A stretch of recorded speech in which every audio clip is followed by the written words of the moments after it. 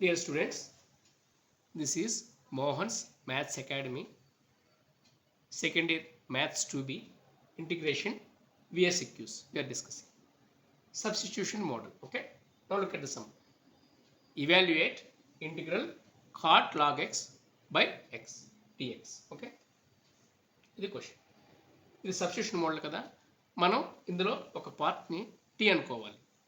Tea అనుకున్నప్పుడు దాని derivative దాని పక్కనే ఎక్కడో ఉండాలి, ఓకే? ఇక్కడ మనం లాగ్ ఎక్స్ని టీ అనుకున్నాం. లాగ్ ఎక్స్ని టీ అనుకున్నప్పుడు లాగ్ ఎక్స్ డెరివేటివ్ ఏంటి? 1/x. ఆ 1/x పక్కనే డిఎక్స్ రాయాలి. అలాగే టీకి డెరివేటివ్ 1, దాని పక్కన డిటీ రాయాలి. So left side 1/x dx, right side 1 dt. Finally 1/x dx is dt. అలా వదిలేదు.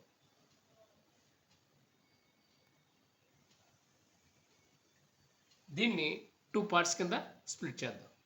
టీ ఉన్న పార్టు, డిటీగా ఉన్న పార్టు. ఈ ఎక్స్ని పక్క జరుపుతాం అన్నాడు. అది డినామినేటర్ పొజిషన్లో ఉంది, గుర్తుపెట్టుకోండి. అది న్యూమరేటర్ కాదు, డినామినేటర్. మన న్యూమరేటర్ ఏమేద్దాం? 1 వేద్దాం. దానివల్ల ప్రాబ్లం ఏమీ ఉండదు, ఓకే? ఇప్పుడు ఇందులో లాగ్ ఎక్స్, ఈ లాగ్ ఎక్స్ టీ. సో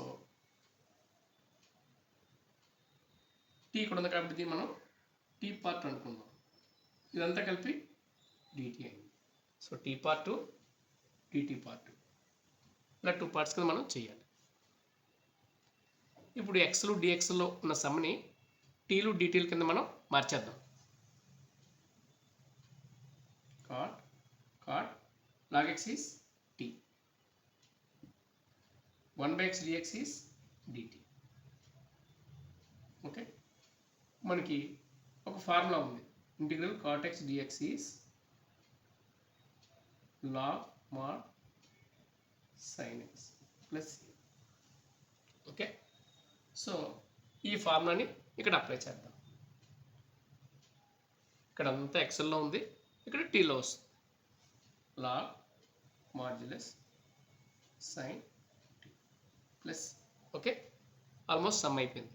కాకపోతే టీ ప్లేస్లో టీ అంటే ఏంటి? లాగ్ ఎక్స్, అది వెయ్యాలి.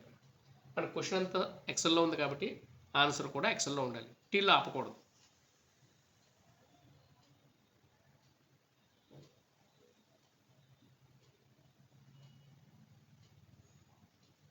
ఓకే, సైన్ టీ, ఓకేనా?